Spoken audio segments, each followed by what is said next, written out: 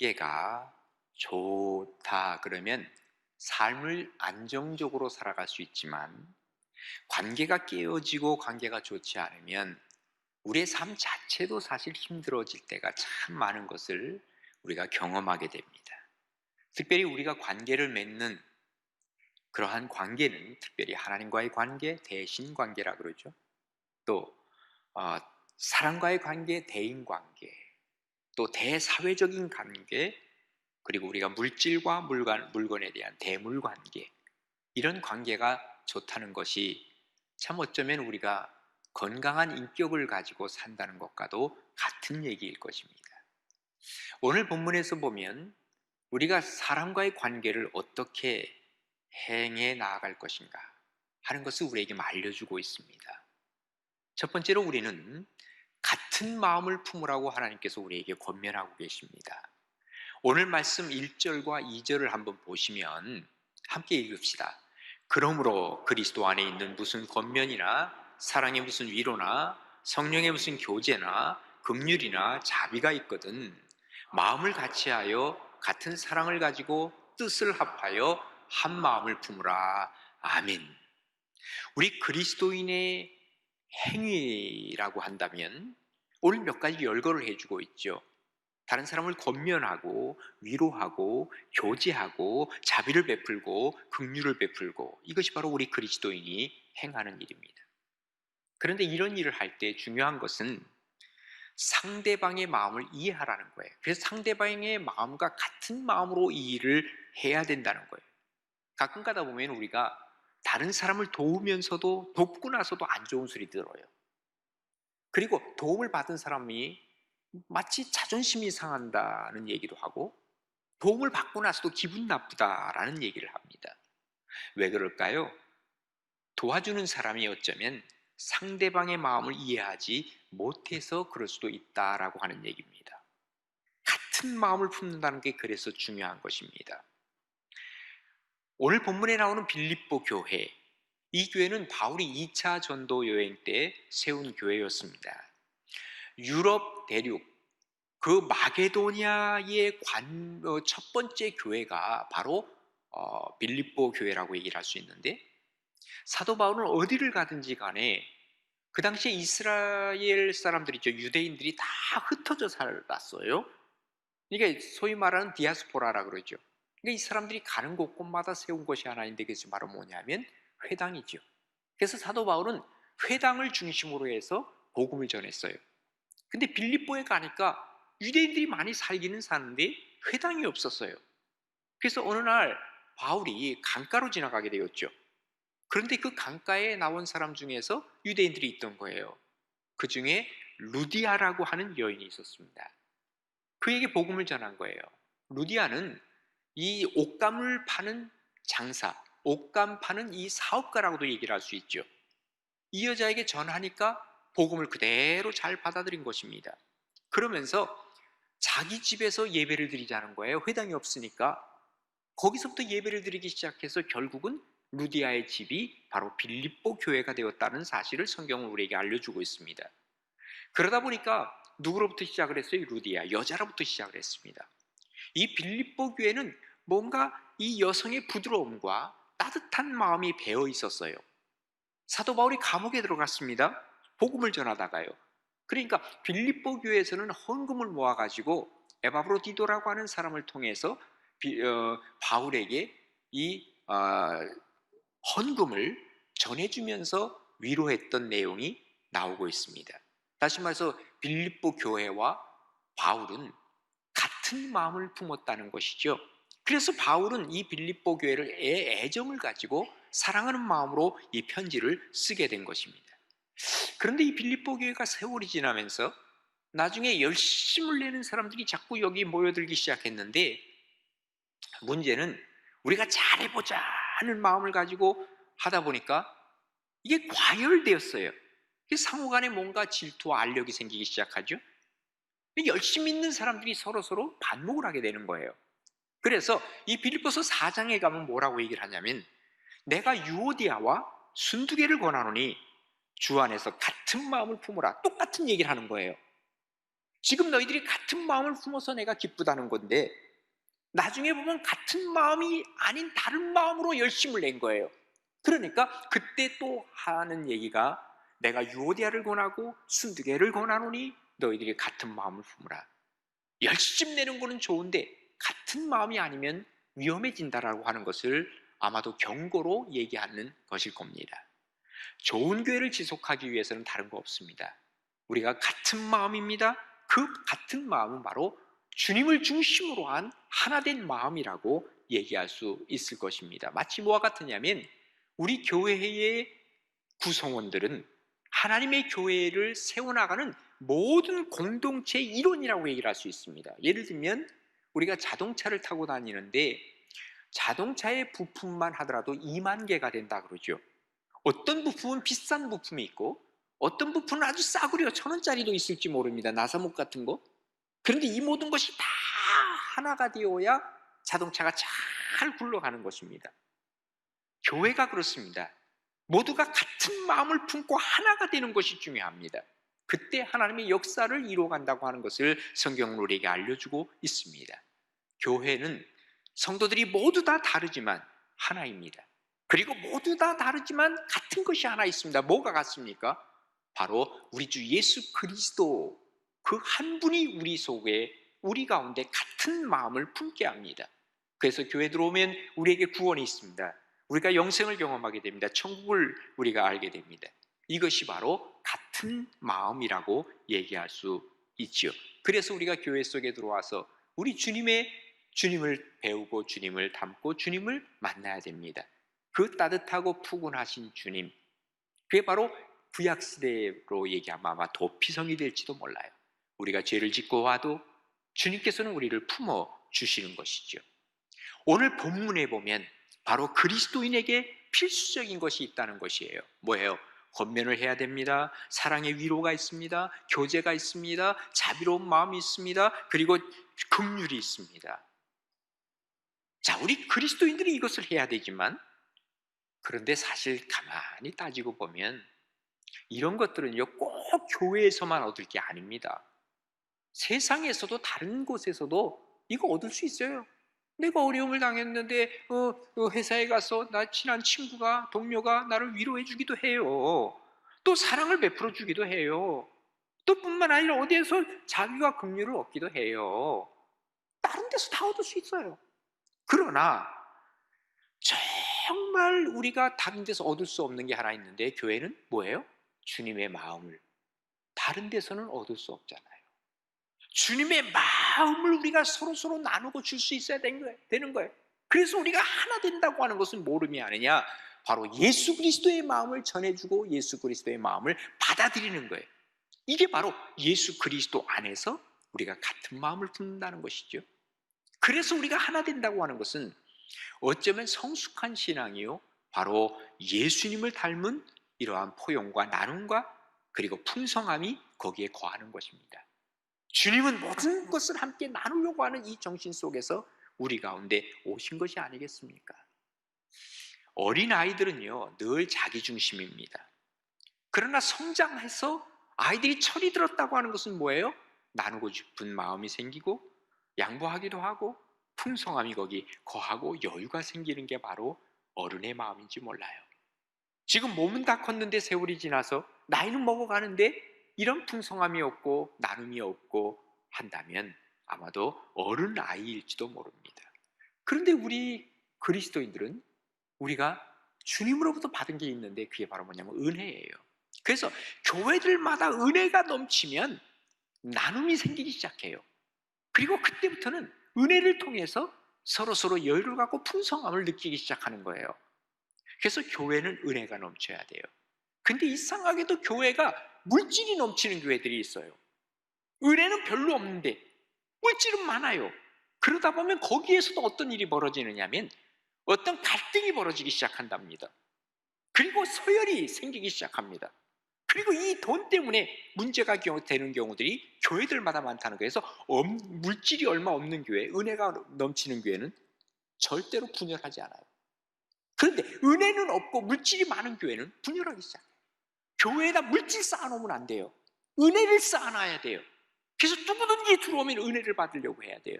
이게 바로 은혜라고 하는 공동 같은 마음이라는 것이죠.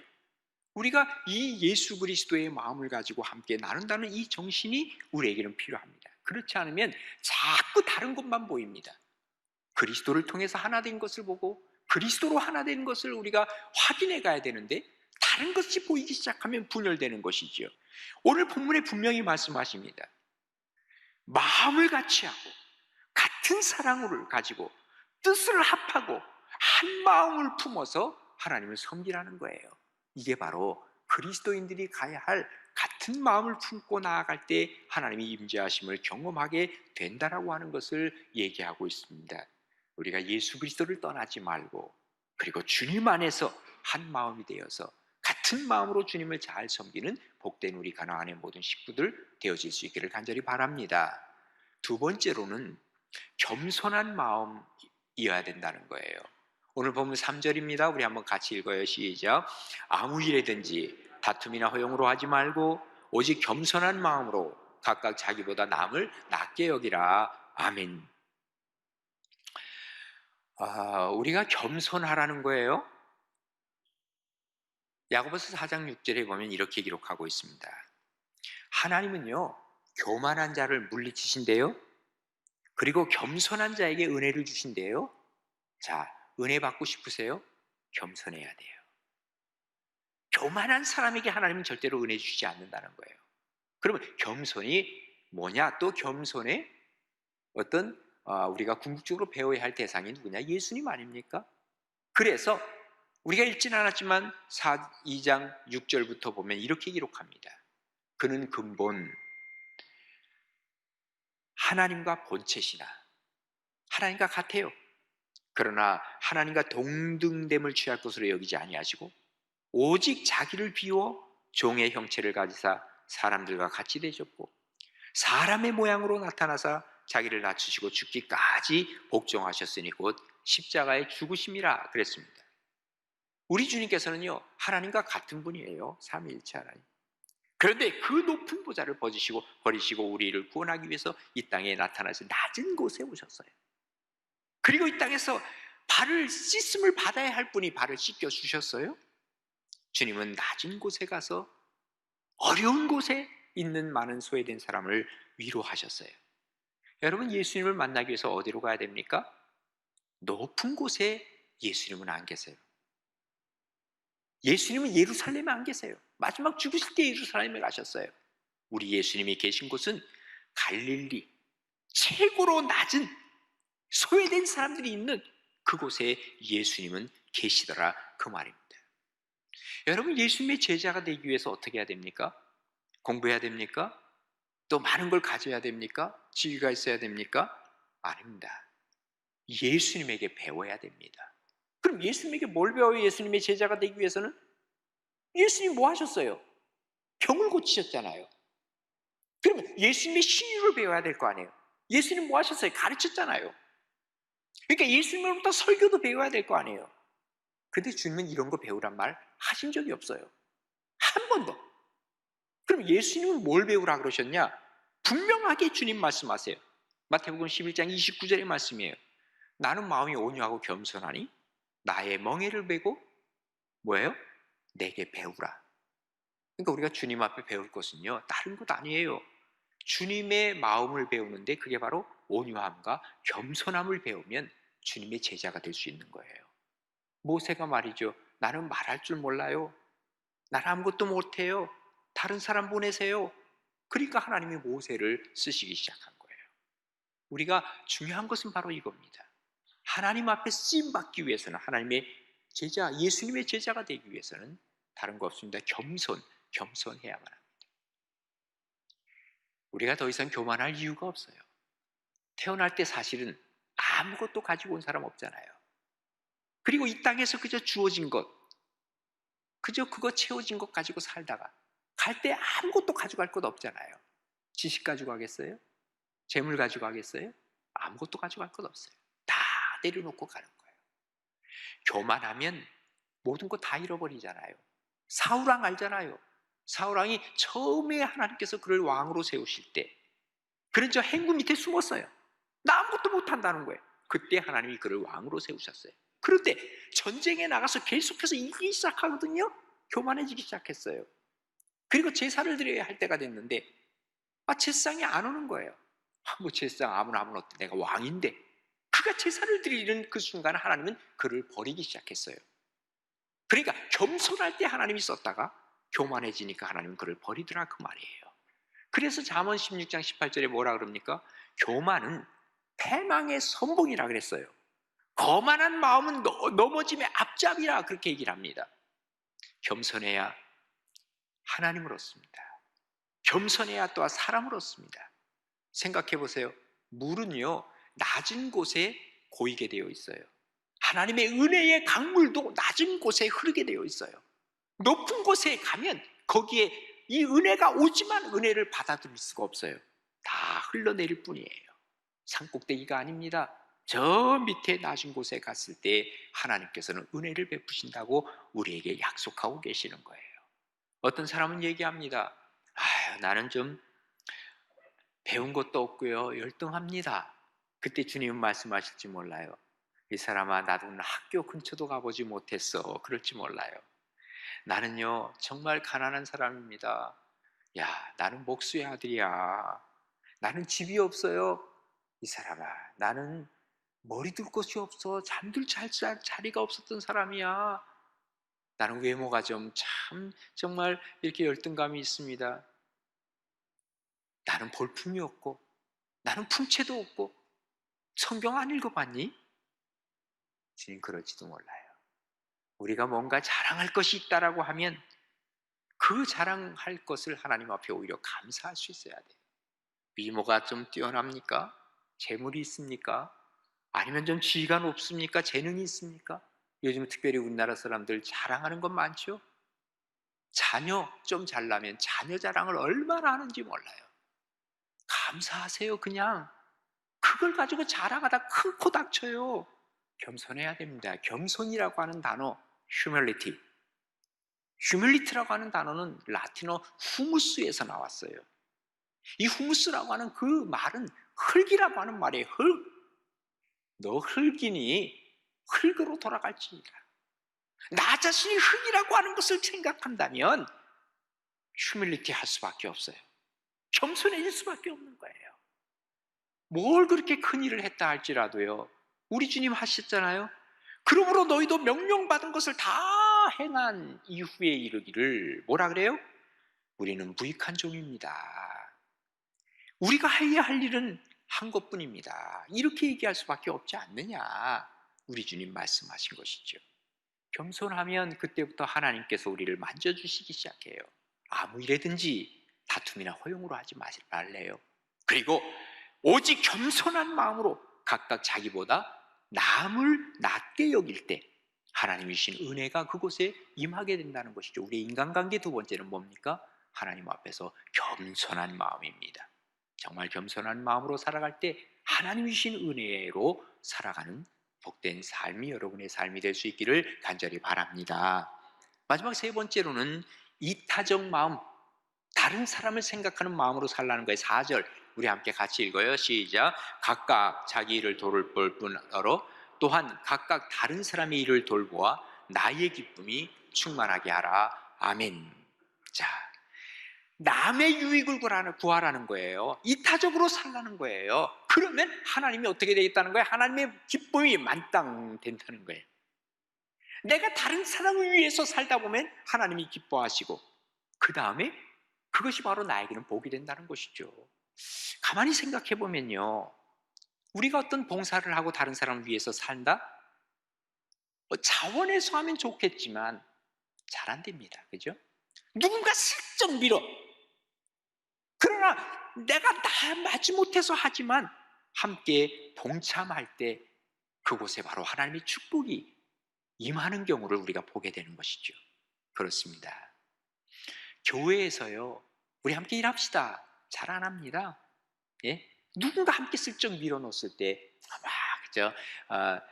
못 이기는 척하고 거기에서 일하기 시작하면 그때부터 신앙이 자라는데, 어떤 사람 그럽니다. 같이 일합시다 그러면 나는 아직 아니에요. 내 믿음 조금 좀 생긴 다음에 할게요.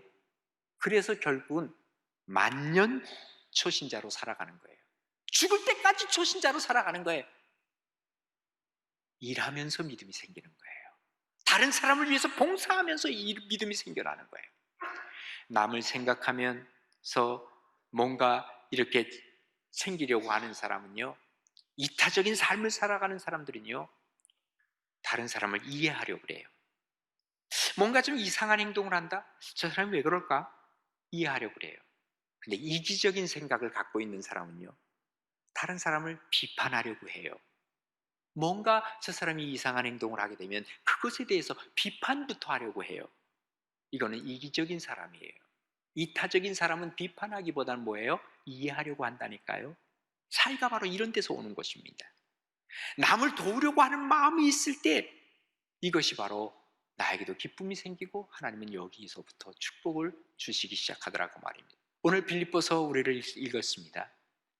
바울이 감옥에 있었습니다. 에바브로디도를 통해서 헌금을 그에게 전달해 주었습니다. 지금 남의 일을 돌보는 이 빌립보 교회였습니다.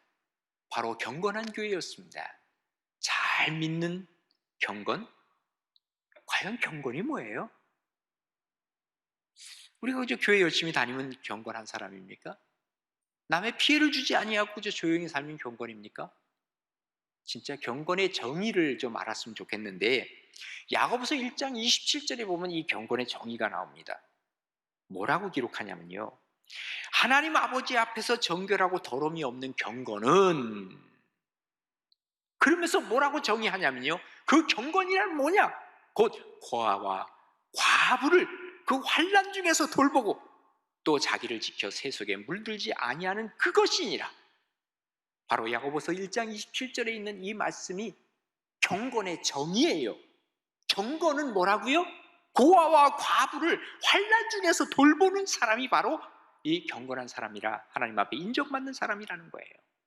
그때 하나님께서는 그 사람을 축복하시고 은혜를 베푸실 것을 약속을 하고 계시는 것이죠. 우리가 정말 다른 사람의 마음을 이해하면서 도우려고 하는 마음.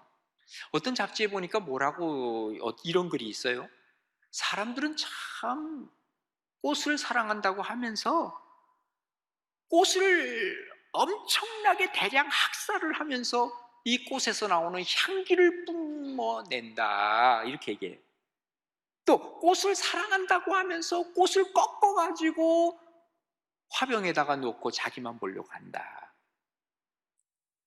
우리 교회에서 꽃꽂이 안 하는 이유가 그겁니다. 사실은요, 난 꽃 꺾고 싶지 않아요. 오히려 여기 나무 생명 있는 걸 보고 싶어요. 꺾으면 이미 죽는 거예요. 한 주 놓고 나면 썩은 냄새 나요.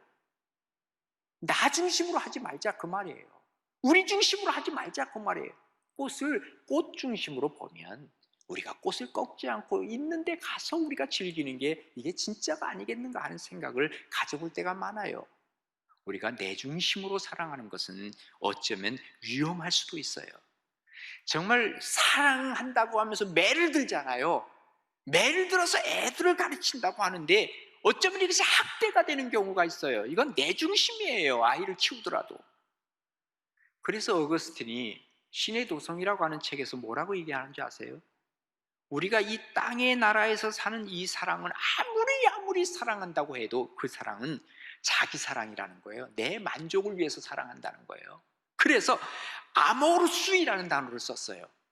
그러나 하나님의 나라에서의 진정한 사랑은 아모르데이, 하나님을 사랑하는 것이고, 그 사랑은 곧 이웃사랑으로 연결이 된다는 거예요.